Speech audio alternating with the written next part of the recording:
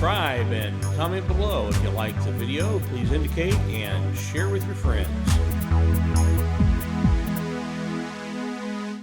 What is the thin blue line? Is it just support for law enforcement, or is there a hidden meaning that every police officer knows? I'd like for you to consider this. I mourn the loss of my job like a death.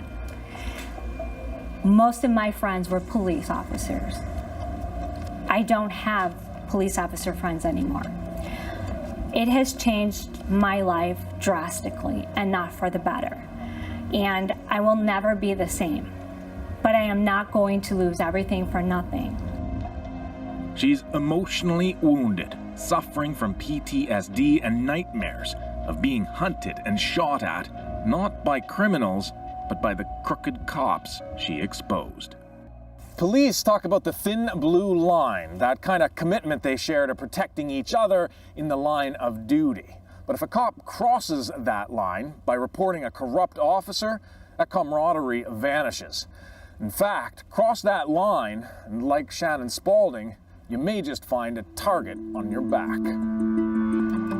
From the moment she entered Police Training Academy in Chicago, Shannon Spaulding knew she'd picked the right job, even if some of the early lessons were troubling.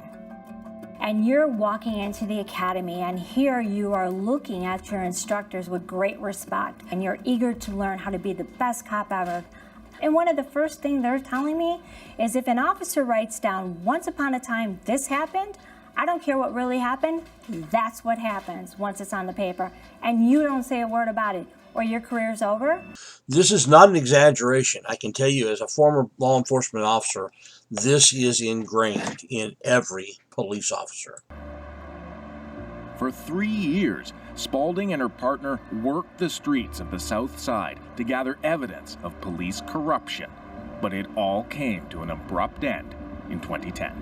The supervisors that should have been supporting me and who should have wanted the department to be ridden of these criminal rogue officers were the same officials that were going to the rank and file saying, don't work with her, don't trust her, you can't trust her, she's putting other officers in prison, you could be the next one.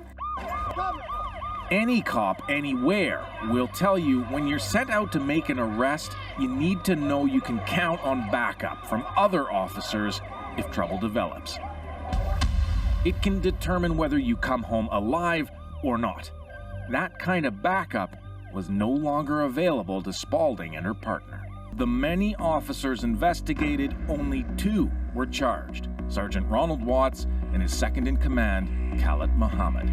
In the end, they were sentenced to less than 2 years.